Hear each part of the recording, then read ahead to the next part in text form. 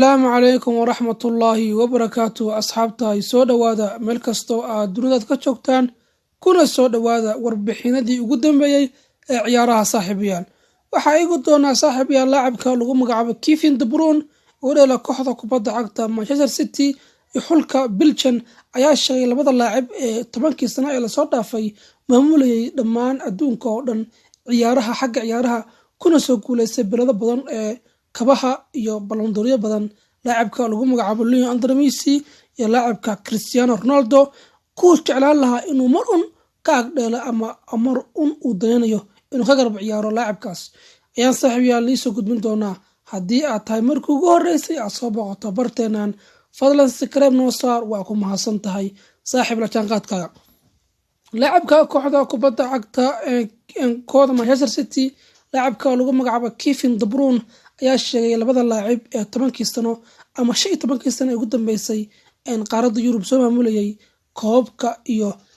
kabta iyo balondiyorka iyo wax walba oo booni lagu qaato ku soo guuleysanayay waa Lionel Messi iyo laacibka lagu magacaabo Cristiano Ronaldo ku jeclaan lahaa inuu ka garab ciyaaro mar uun maadaama kooxda kubadda cagta Manchester City ay bilihii la soo dhaafay ama xagaag hore ay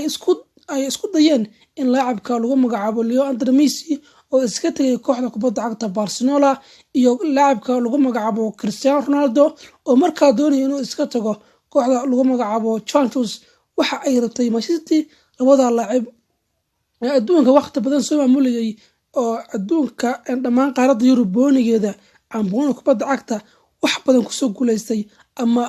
sharaf badan ku leh inay la soo xidhaan laakiin waxa ognahay in Lionel Messi uu sheegay inuu jecel yahay ama kooxda kubadda cagta Manchester City iyo tabarihiisii hore ee Pep Guardiola uu ka darbaday kooxda uu joogo saaxiibkiisa lagu cadaaga ah ee laacibka lagu magacaabo Neymar halkaasi Paris una u duulay laacibka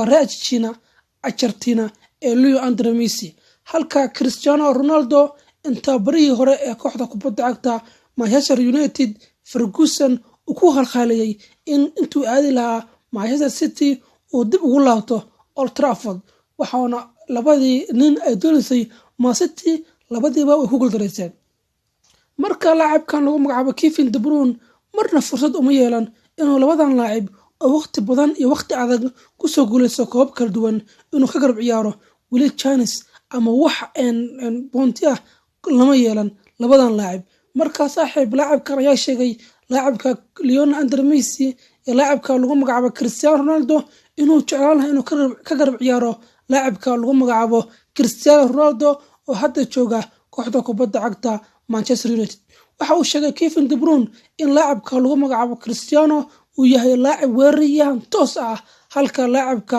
Argentina ka soo jeeda ee Messi uu yahay laacib bonus sameeya ah ama ninka boona abuura uu yahay saas arligeed ayuu laacibkan lagu magacaabo Kevin De Bruyne ku darbaday in laacibka lagu magacaabo Cristiano Ronaldo uu ka garab ciyaaro una jeclaan lahaa mar un inuu ka garab ciyaari doono laacibkan da'da iyo waayuhu ay ka diimaadeen ee Cristiano Ronaldo uu dhashay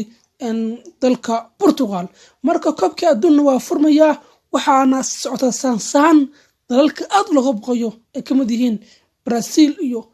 France iyo Germany waa saddexda dal ee sanadkan